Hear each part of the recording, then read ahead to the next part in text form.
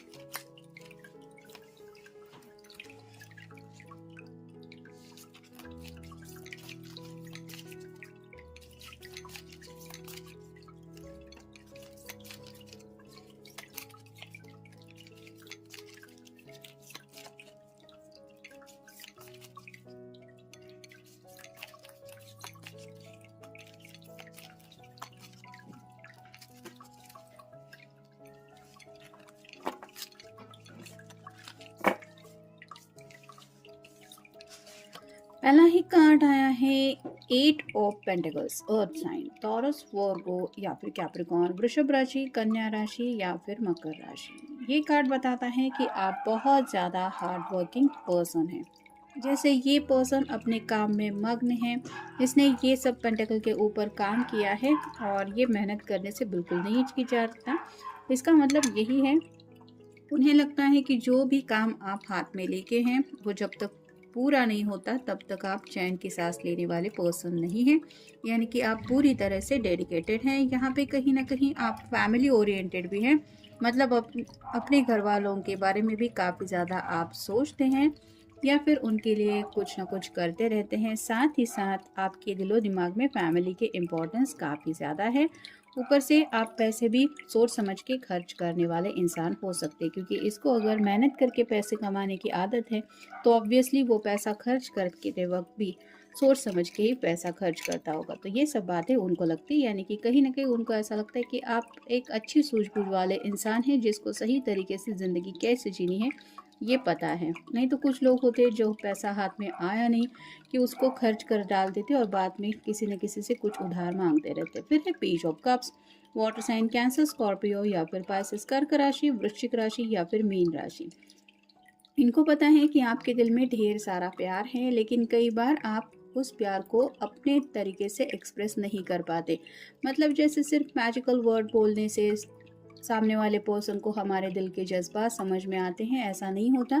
तो ये आपकी आंखों से नोटिस कर पाते हैं कि काफ़ी कुछ है आपके दिल में उनके लिए कहने को, लेकिन किसी बात को लेके आप अपने ही दिल के जज्बातों में खोए रहते हैं, जिसके ऊपर इन्हें और भी ज़्यादा प्यार आता है कि हाँ, ये मेरे ऊपर कितना ज़्यादा प्यार करता है या फिर इसके दिल में मेरे लिए कितने ज़्यादा जज्बात है। तो उनको आपकी ये हिचकिचाहट भी अच्छी लगती है कि आप इतने ज़्यादा एक्सप्रेसिव नहीं हैं। मतलब अपने दिल की हर एक बात आप नहीं बोल पाते, ये भी आपकी बातें उनको पसंद है। फिर है king of swords, air sign, Gemini, Libra या फिर एक्वेरियस, मिथुन राशि, तुला राशि या फिर कुंभ राशि। यहाँ पे ये पर्सन हाथ में स्वॉर्ड लेके बैठा हुआ है और कुछ सोच रहा है। वैसे ही आप जो है वो सोच समझ के किसी से भी बातें करते हैं, यानी कि ऐसे नहीं जो दिल में आया वो बोल दिया। मेरी बातों का सामने वाले पर्सन के ऊपर क्या असर होने वाला है, कहीं उसका दिल तो नहीं दुखेगा, कहीं उसके जज्बातों को ठेस तो नहीं पहुंचेगी, ये सब बातें आप सोचते हैं दूसरों से कुछ भी कहने से पहले, जो बातें आपके पर्सन को आपके बारे में बहुत अच्छी लगती है। नेक्स्ट है द फूल। यहाँ पे तो आगे रास्ता नहीं है, लेकिन फिर भी ये आगे बढ़ने को तैयार है। वैसे ही हो सकता है आपका जो नेचर है वो थोड़ा रिस्क टेकिंग है। मतलब जहाँ पे एडवेंचर आपको दिखता है, आपका मन करता है चलो उस दिशा में जाना है। दुनिया अगर राइट को जा रही है तो आप मोस्टली लेफ्ट को जाना पसंद करते हैं, यानी कि दुनिया से हट के थोड़ा आपका पॉइंट ऑफ व्यू है और कहीं ना कहीं आप अपनी मस्ती में रहते हैं। ना किसी से कुछ लेन देन, ना किसी से कुछ गिले शिकवे। मैं हूँ और मेरी ज़िंदगी है और मेरे सपने हैं। अपनी धुन में रहने वाले आप पर्सन हैं। आप कह सकते हैं मस्त मौला टाइप, जिस वजह से आपके पर्सन को लगता है कि आपका ये नेचर जो है, ये स्वभाव जो है वो बहुत ज़्यादा प्यारा है। उनको ऐसा लगता है कि उनको भी ऐसी ही ज़िंदगी जीनी है। फिर है page of wands, fire sign Aries, Leo या फिर सैजिटेरियस, मेष राशि, सिंह राशि या फिर धनु राशि। एक्शन ओरिएंटेड आप पर्सन है, मतलब गोल हमेशा कुछ ना कुछ आपके दिलो दिमाग में चलता रहता है। जैसे यहाँ पे पहले कार्ड में हमने देखा एट ऑफ पेंटिकल, यहाँ पे भी ये काम कर रहा है। तो ऑब्वियसली क्या काम करना है, किसके ऊपर मेहनत करनी है, कि आपके दिलो दिमाग में आप पहले से डिसाइड कर लेते हैं और उसी गोल को अचीव करने के लिए अपना बेस्ट एफर्ट देते हैं। तो आप कहीं ना कहीं गोल ओरिएंटेड पर्सन भी है। मतलब आपको हमेशा पता होता है कि आपकी मंजिल कहाँ है या फिर उस मंजिल तक कैसे पहुँचना है।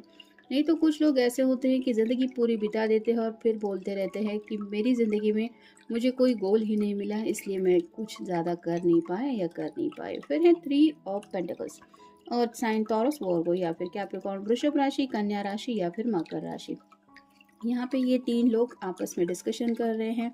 वैसे ही शायद आप अपनी फैमिली को ज़्यादा इम्पोर्टेंस देते हैं, जिस वजह से आप उनका ख्याल काफ़ी अच्छी तरीके से रखते हैं। मतलब घर में किसी की हेल्थ अगर ठीक नहीं है तो उसका ख्याल रखना, या फिर छोटे भाई बहन हैं उनके लिए कुछ ना कुछ करते रहना। तो आप हमेशा अपनी तरफ से अपने घर वालों की फिक्र करते हैं।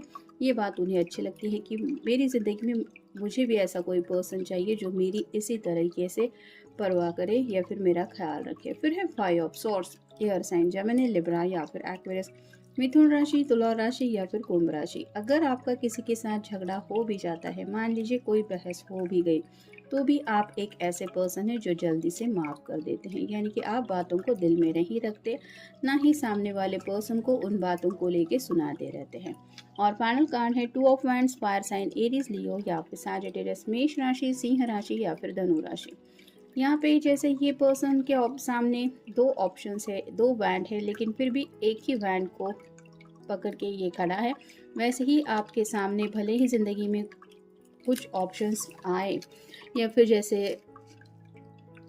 डिसीजन मेकिंग करना हो, तो भी आप अपने फैसले से नहीं हटते। यानी कि जो फैसला आपने किया है आप उसी फैसले के ऊपर अटल रहते हैं, चाहे फिर दुनिया भी आपके अगेंस्ट क्यों ना चली जाए हो।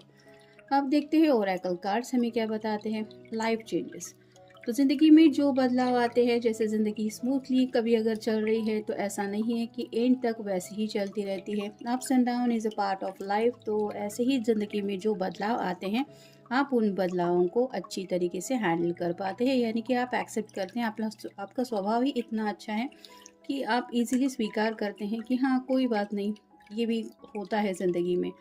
तो अगर कुछ अप्स एंड डाउन्स आ भी जाते हैं, कुछ ऐसी मुसीबतें भी आती हैं, तो भी आप उनका सामना करने से नहीं हिचकिचाते। फिर हैं अनवेवरिंग फेथ, तो आपको अपने ऊपर काफ़ी ज़्यादा भरोसा है। हो सकता है आप एक स्पिरिचुअल पर्सन हैं, ऊपर वाले पे भी काफ़ी ज़्यादा यकीन रहते हैं, और आप जब ठानते हैं कि नहीं मुझे यकीन है ये सब सही हो जाएगा, तो वो यकीन इतना स्ट्रांग होता है कि आप बिल्कुल भी डगमगाते नहीं हैं उन मुसीबतों का सामना करते वक्त। फिर है स्पिरिट टीम, यहाँ पे भी वही है, आप स्पिरिट्स गाइड्स पे भी यकीन रखते होंगे। यानी कि जब आपको रास्ता समझ में नहीं आता तो हो सकता है आप थोड़ा मेडिटेशन, ध्यान धारणा या फिर भगवान की मंदिर में जाके थोड़ा बैठना, इस तरह की कुछ बातें करते रहते हैं, जिस वजह से आपको एक अंदर से स्पिरिट गाइड्स का कुछ गाइडेंस मिलता है, या फिर आपको महसूस होता है आपके लिए क्या सही है क्या गलत है। तो काफ़ी ज़्यादा स्पिरिचुअल पर्सन भी आप हो सकते हैं। मतलब जो बातें आपको लगता है कि आपके बस की नहीं है, आप नहीं संभाल सकते, उन बातों को आप लेट गो भी करते हैं। फिर है गो विथ इट, तो अगर ठान लिया है आपने कुछ करना है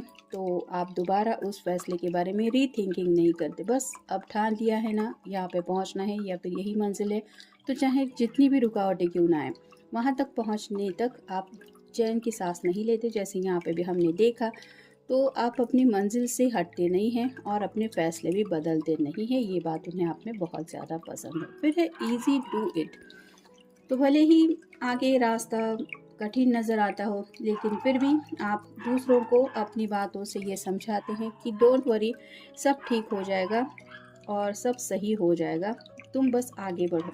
तो कई बार ऐसा होता है कि जब अचानक से कई सारी मुसीबतें रास्ते में आ जाती हैं तो इंसान को लगता है कि मैं इन मुसीबतों का सामना कर पाऊँगा या नहीं। ऐसे वक़्त में आप अपनी बातों से शायद उस पर्सन को मोटिवेट करते हैं, अच्छी तरीके से समझाते हैं, उसको हिम्मत दिलाते हैं कि हिम्मत मत हारो, तुम ये कर सकते हो या कर सकती हो। तो वैसे ही कई सारे लोग आपके इर्द-गिर्द होते होंगे जिन्होंने अब तक आपको अपने कॉन्टैक्ट में रखा है, क्योंकि उनको पता है कि उनके मुसीबत के वक़्त में आपने उनका कितना साथ निभाया है। फिर है सेल्फ अश्योर्ड।